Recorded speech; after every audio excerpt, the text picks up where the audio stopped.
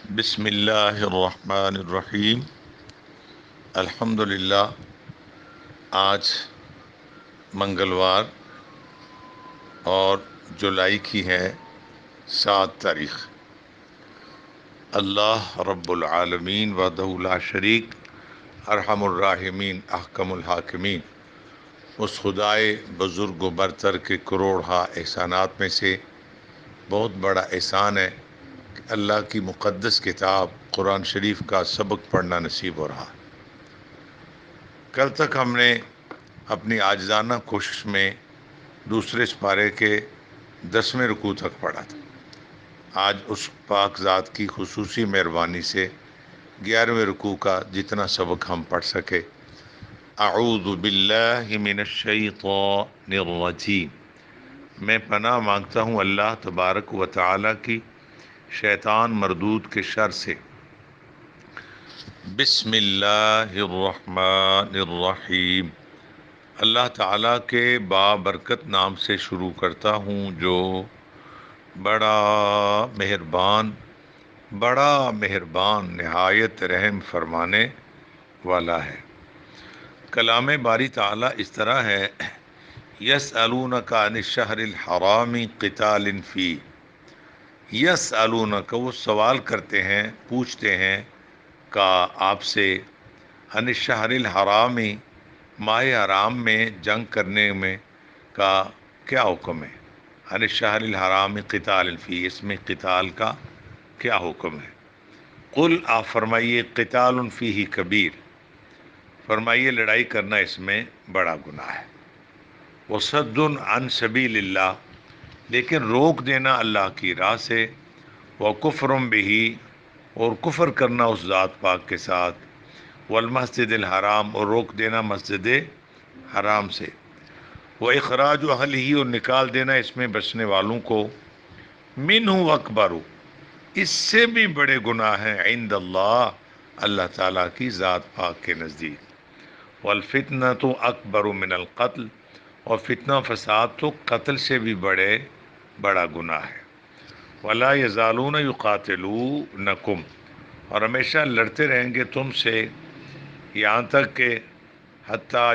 کہ یردوکم، پھیر دیں تمہیں، عن دینکم، تمہارے دین سے، ان استطاعوا، اگر ان کی استطاعت، یعنی اگر ان سے بن پڑے، اگر ان سے ہو سکے، ومن یرتدد منکم، اور جو پھرے تم میں سے، منکم تم میں سے، عن دین ہی، اپنے دین سے، فیموت، پھر اس کی موت آئے اس حال میں، وہو کافر، یعنی حالت کفر پر، فاولئک حبطت اعمالہم، تو یہی وہ بد نصیب ہیں کہ ضائع ہو گئے ان کے عمل، فی الدنیا والآخرہ، دنیا اور آخرت میں، واولئک اصحاب النار، اور یہی دوزخی ہیں، ہم فیہا خالدون، وہ اس میں ہمیشہ رہنے والے ہیں۔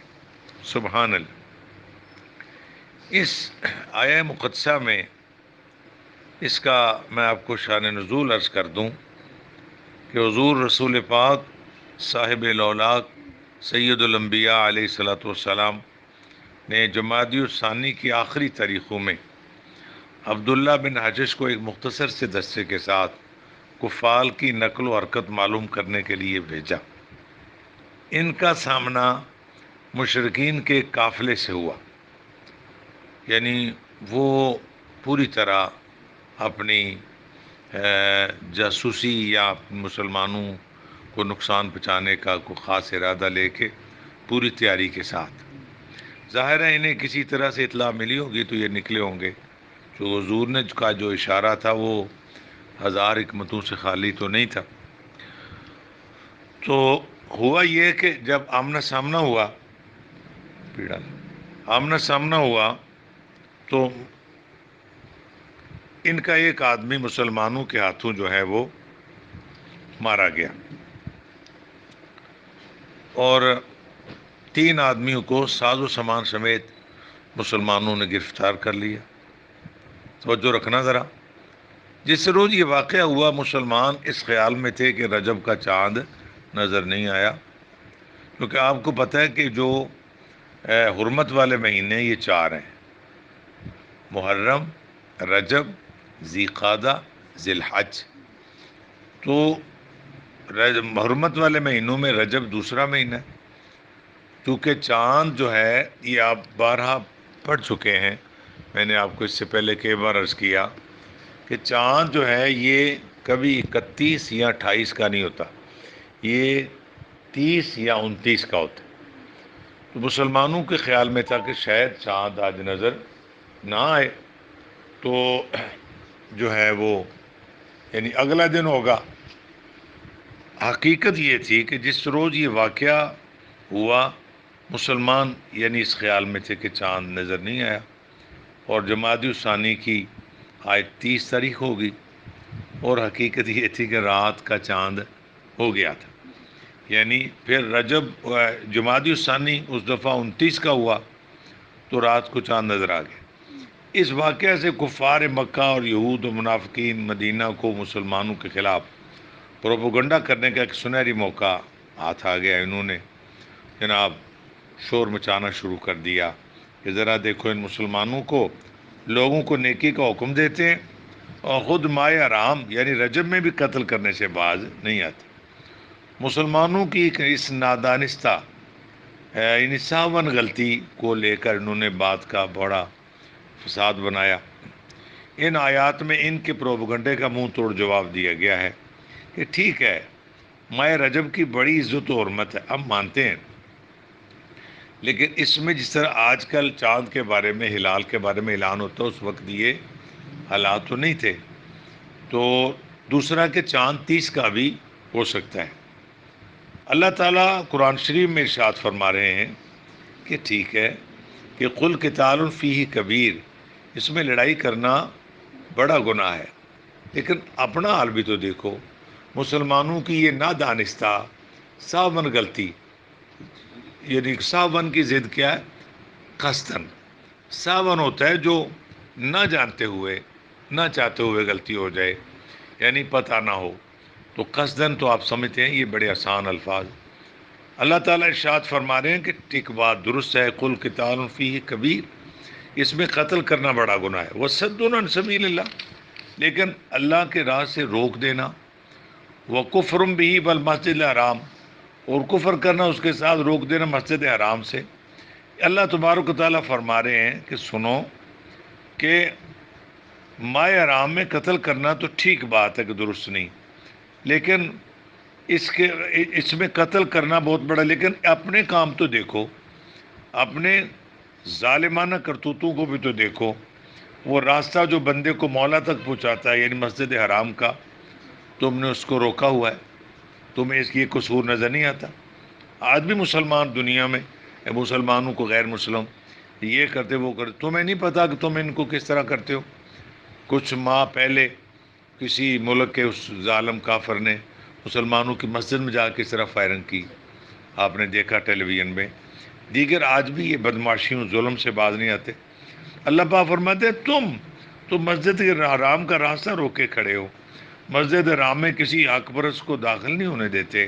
صرف یہی نہیں بلکہ امن و سلامتی کے شہر مکہ شریف کو امن کا شہر کہا گیا ہے جی۔ اس شہر کے اصلی باشندوں کو یہاں سے نکالنے میں یعنی جلا وطن کرنے سے تم باز نہیں آتے، اتنی ان کی زندگی تنگ کی ہوئی ہے۔ ان سب سے بڑھ کر یہ ہے کہ جو اسلام کی دعوت قبول کر لیتا ہے، اسے طرح طرح کے عذاب دے کر اس کے دل میں شکوک و شبہات ابار کر دین اسلام سے دور کرنے کے لیے کوشاں رہتے ہو۔ ان سنگین جرائم کا تو تجھے خیال نہیں تک بھی نہیں رہا، بلکہ ان کو تم جرم ہی نہیں سمجھتے، اور اس واقعہ کو جو محض غلطی سے سرزد ہو گیا اسے یوں چھال رہے ہو گویا یہ تمہارے جرموں سے بھی زیادہ جرم ہے۔ مطلب یہ تھا وہ واقعہ۔ اس آیت مقدسہ میں یعنی آپ نے بہت سارے کلمات پڑھے، دل چاہتا ہے اس پر ہم اس وقت کے اس واقعات سے لے کر قرآن چونکہ قیامت تک آنے والوں کے لیے سبق ہے، قرآن کسی خاص زمانے کسی خاص قوم کے لیے نہیں، قرآن پوری انسانیت کے لیے ہے۔ اس کا سبق اسی سبارے میں ہے، یعنی یا ایھا الذین کو جہاں لفظ آتا ہے شہر رمضان الذی انزل فیہ القرآن، رمضان وہ مہینہ جس میں قرآن شریف نازل ہوا، ہدی للناس، قرآن پوری انسانیت کے لیے کیا؟ ہدایت کا مرکز ہے. سبحان اللہ. پوری انسانیت کے لیے، پوری انسانیت کے لیے. اور انسانیت کا آخری بندہ قیامت کے قریب تک آئے گا. تو ان سے اسباب، ایک تو بات آپ کو سمجھ میں آ گئی کہ اس آیت کا شان نزول یہ ہے کہ اس وقت یہ آیت اتری، اللہ پاک نے فرمایا کہ تم اس بات کا شور کر رہے ہو کہ رجب کا چاند نظر آ گیا تھا، تو رجب میں قتل کرنا چونکہ ایک معاہدے کے تحت ٹھیک نہیں ہے، تو تم اس کو نہ کرو. حالانکہ اللہ تعالیٰ فرماتا ہے تمہارا حال یہ، مسجد حرام میں مسلمانوں کو جانے نہیں دیتے، اور مکہ شریف جو امن کا شہر ہے، یہاں کے باشندوں کو باہر نکالتے ہو. اگر کوئی کلمہ پڑھ لے تو اس کی جان کے دشمن بن جاتے ہو. تمہارے ان سنگین ترین جرائم کا تمہیں کوئی خیال نہیں. اس میں کوئی مقدس کلمات میں سے لفظ ہے والفتنۃ اشد من القتل. فتنہ فساد قتل سے بھی بڑا گناہ ہے. قتل اگرچہ بہت بڑا ایک مسئلہ ہے، قتل کسی کی جان لینا کوئی عام بات نہیں، لیکن فتنہ جو ہے، فتنہ جب پڑ جاتا ہے، فتنے کی اس کی لمٹ کوئی نہیں، اس کی روک تھام پھر کرنا بہت مشکل یا ناممکن ہو جاتا. آپ دیکھ رہے ہو ہمارے ملک میں کئی ایسی تنظیمیں جنہوں نے یہ فساد شروع کیے. سپاہی صحابہ کے نام کے تنظیم شروع ہوئی تھی کافی سال پہلے. حق نواز جنگوی کے نام کا دیوبندیوں کا ایک مولوی تھا جنگ کے علاقے سے، کئی سال پہلے اس نے شروع کیا، اور ایسی آگ لگائی کہ دونوں فرقوں کے، دیوبندیوں اور دوسرے اہل تشیع کے، اہل دیوبند کے سینکڑوں لوگ تو ان کے باقاعدہ اپنے مارے گئے. چلو کچھ بھی ہے، نظریہ کچھ بھی ہے، میری بات ہمیشہ معتدل انداز میں ہوتی ہے. پھر بھی وہ انسان تو تھے، آپ ان کو مسلمان مانیں نہ مانیں، تو آپ کے عقیدے پر تھے یا نہیں تھے، پر وہ کسی کے باپ تھے، کسی کے بیٹے تھے، وہ عورتیں. پھر ان دو فرقوں کے علاوہ بہت سارے بے گناہ عام لوگ مارے گئے. ایسی آگ لگائی اس بندے نے، اور وہ فتنہ اب بھی جاری ہے مختلف صورتوں میں. دونوں طرف سے بڑے بڑے ان کے لیڈر لوگ جو ہے وہ مارے گئے. اس طرح اور کئی تنظیمیں دنیا میں جن کو شدت پسند تنظیمیں کہا جاتا ہے، یہ صرف مسلمانوں میں نہیں، ہندو مسلمانوں کے یہ کہیں بھی شدت پسند تنظیمیں جتنی ہندوؤں میں، مسلمانوں میں شاید اتنی آئی نہیں. انہوں نے جو شدت کی، مسلمانوں کی پوری پوری ٹرین کو آگ لگا دی. مسلمانوں کے ساتھ جو ظلم و ستم کرتے ہیں وہ ناقابل بیان حالات ہیں، آپ نہیں دیکھتے. یعنی میرا مقصد ہے کہ کسی بھی مذہب، کسی بھی نظریے کے سے شدت پسندی کو نکالا جائے.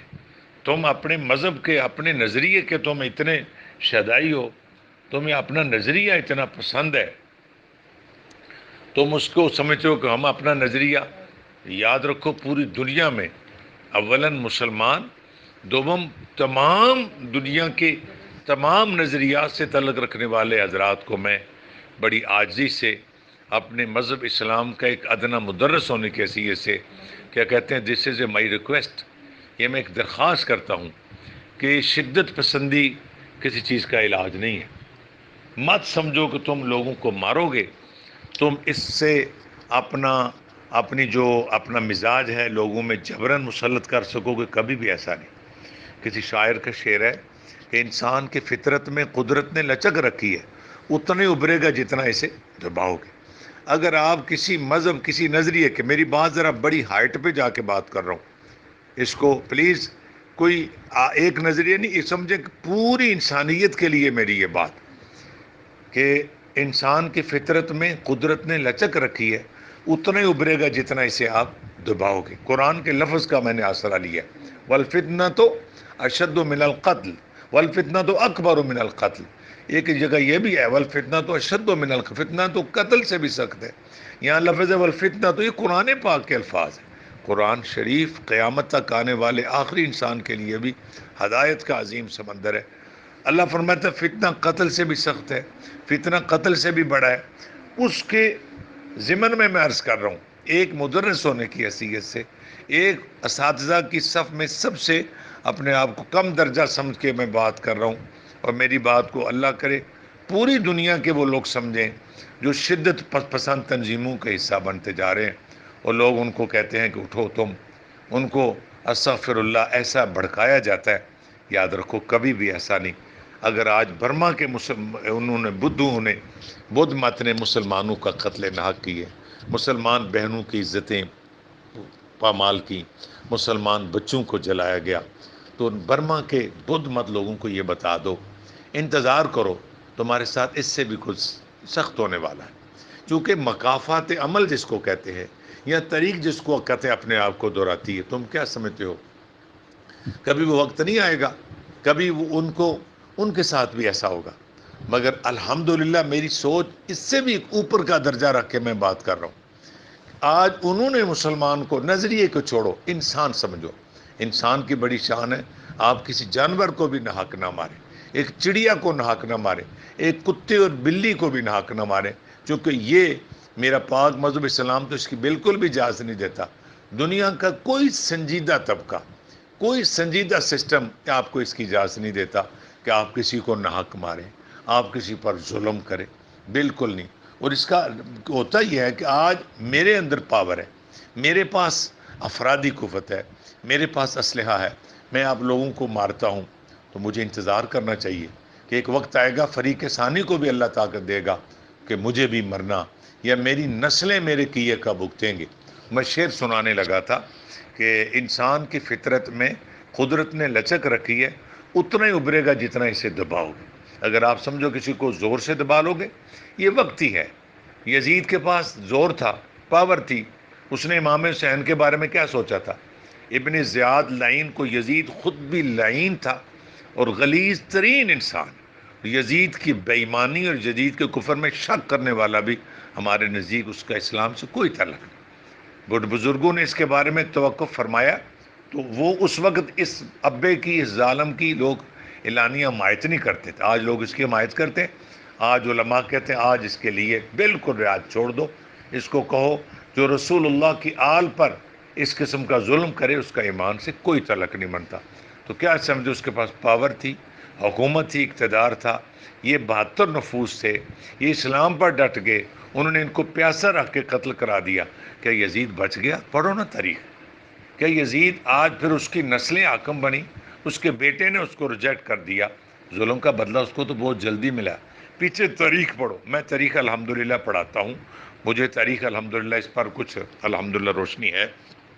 پیچھے چلے جاؤ. نمرود کے پاس پاور تھی، اس نے ظلم کیا، حضرت ابراہیم علیہ السلام کو آگ میں ڈالا.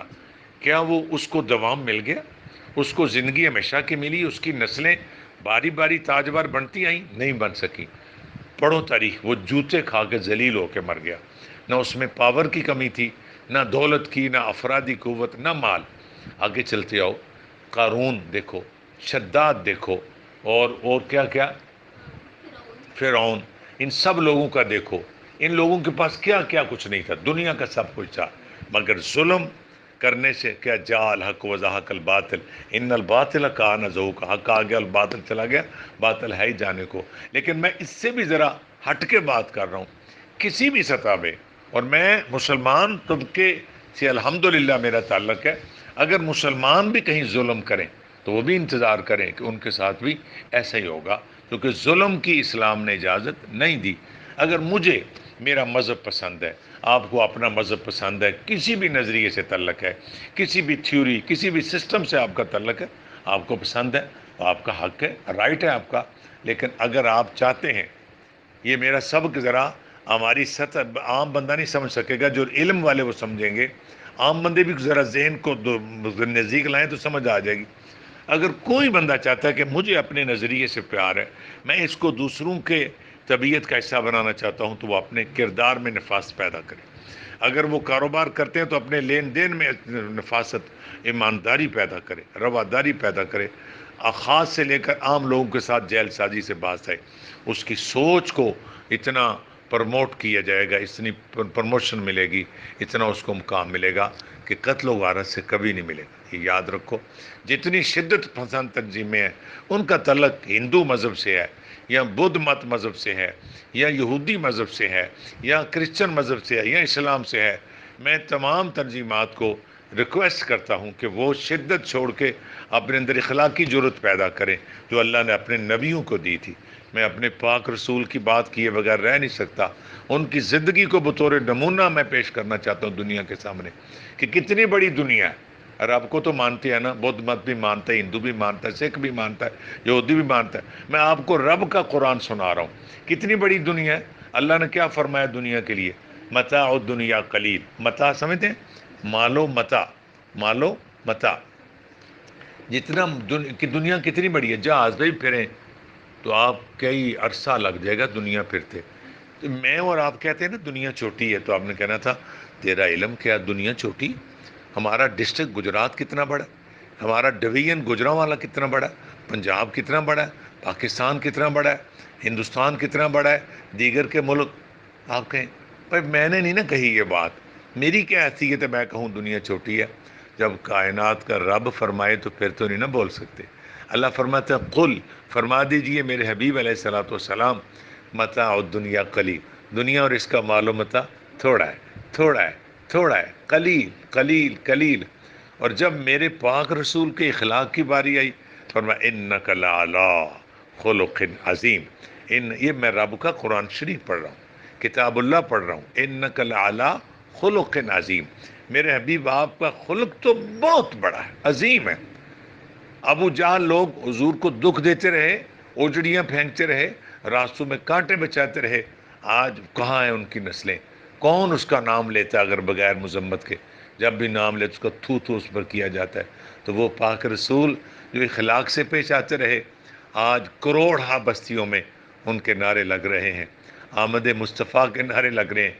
غیر مسلموں نے مسلمانوں کے اندر ایک فرقہ پیدا کر دیا، تم نام محمد سے جلا کرو، رسول اللہ کے نام کی بتی جلے تو کوڑا کرو. اس کے باوجود دن بدن کیا ہو رہا ہے؟ وَلَلْآخِرَةُ خَيْرٌ لَكَ مِنَ الْأُولَى. میرے حبیب بعد والا زمانہ پہلے سے بہتر آئے گا. یہ اخلاق پیغمبر کا ایک ثبوت ہے پوری دنیا میں. تو میں پاک رب کے پاک قرآن پہ قربان جاؤں. فرمایا وَالْفِتْنَةُ أَشَدُّ مِنَ الْقَتْلِ. لوگوں فتنہ تو قتل سے بھی سخت ہے. اس بڑی بات کو اس واقعہ سے لے کر پورے ورلڈ کا سبق بنا کے میں نے پیش کیا. اب ایک گھر سے لاتا ہوں. کبھی اگر ہم میاں بیوی کی حیثیت سے ہیں، ہمارے پاس کسی کی کوئی ایسی بات، کوئی کمزور پوائنٹ آ جاتا ہے، ہم آگے کریں گے تو فتنہ پھیلے گا. وہ فتنہ پتہ نہیں قتل تک پہنچا دے. اگر بحیثیت میاں بیوی ایک دوسرے کے معاملات میں ہم رکھتے ہیں پردہ، تو اللہ کا فرمان ہے جو میرے بندے کا پردہ رکھتا ہے میں اس کا پردہ رکھتا ہوں، ہے نا حدیث پاک. آگے ہم آ جاتے ہیں بہن بھابھی، بڑی کو کہتے ہیں نندیں، جٹھانی، دیورانی، یہ گھروں کے رشتوں کی بات کر رہا ہوں. ہم کسی کا کمزور پوائنٹ دیکھتے ہیں، دوسرا کہ نہیں پہنچاتے، صبر کرتے ہیں، اگر موقع ملے اسے سمجھاتے ہیں، کئی فساد نہیں ہوں گے.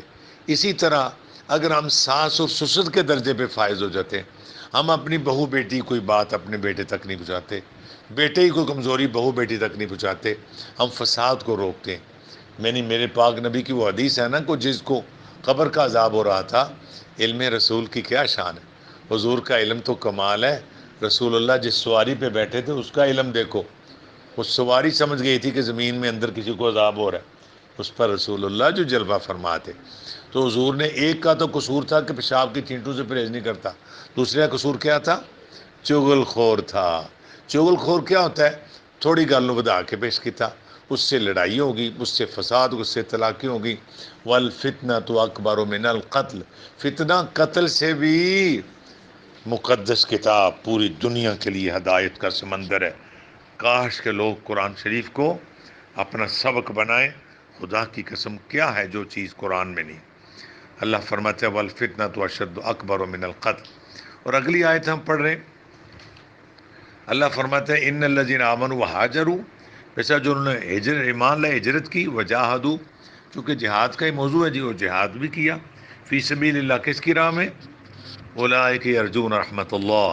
یہی لوگ ہیں جو امید رکھتے ہیں کس کی؟ رحمت کی.